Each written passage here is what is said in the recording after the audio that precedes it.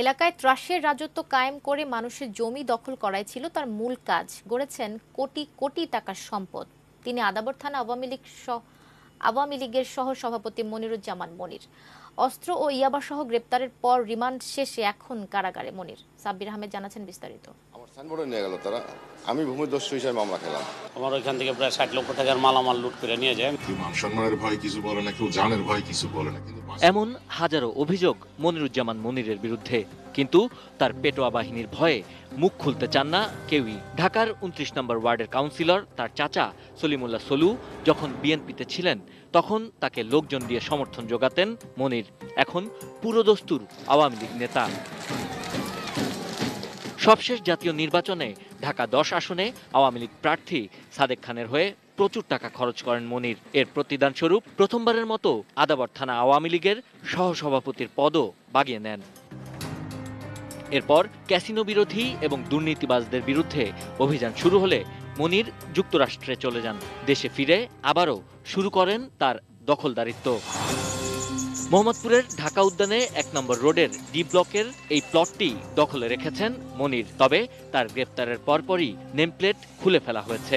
ওটা অন্য এক মালিকের ছিল, তা মনির সাহেব দখল করছে।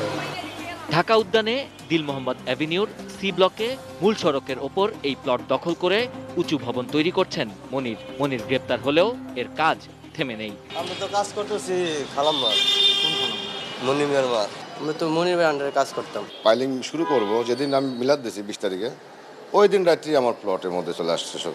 আমার মোবাইল সিজ করে নিল এবং আমার প্লটটা ঘিরে ফেললো টিন দিয়া। এই মনির যেমন মনির নিজেই ছিল। শ্যামলী হাউজিং এর 1 নম্বর রোডের এইচ ব্লক 2007 সালে জহির নামে এক ব্যক্তি জায়গা কিনে টিন শেড বাড়ি করে বসবাস করলেও 2013 সালে মনিরের লোকজন ভুয়া কাগজ করে জায়গাটি দখল করে নেয়। এখন পর্যন্ত তারা আমাদের বাড়িটা জোরপূর্বক দখল করে রাখছে। আমরা থানায় গেলে থানা মামলা নেয় না। ঢাকা উদ্যান ডি ব্লক 2 নম্বর রোডের 13 নম্বর টিন শেড বাড়ির মালিকও মনির, যার ভাড়া নেন ম্যানেজার মাসুদ। কিন্তু বাড়ি বা কিছুতেই নেই কোনো সাইনবোর্ড, আছে রাজনৈতিক ব্যানার। পুরো এক দাগে যেই জায়গাটা ছিল পুরোটাই মনির সাহেবের ছিল। হ্যাঁ, পুরোটাই। সাইনবোর্ড রয়েছে শাকিল রং, আর বিল্ডিং করে মনির সাহেব। জায়গা দখল করেই মানুষের কাছে বিক্রি করে দেন মনির। ঢাকা উদ্যানে বিশাল সাইনবোর্ড দিয়ে বাবার নামে হাজী জয়নাল আবেদিন মার্কেট তৈরি করেছেন। এই জায়গা নিয়েও রয়েছে নানা ধরনের অভিযোগ। মার্কেটের সামনে রাস্তার উপর বসানো হয়েছে অবৈধ দোকান, বিনিময়ে দোকানদারদের দিতে হয় মোটা অঙ্কের চাঁদা, যার দেখাশোনা করেন মনির ও তার ক্যাডার বাহিনী। যদিও কেউই এ ব্যাপারে মুখ খুলতে রাজি নন। আমরা রাতে বাসায় এসে যদি মাইরে চলে যায় তখন তো আমরা আমি পাবো না।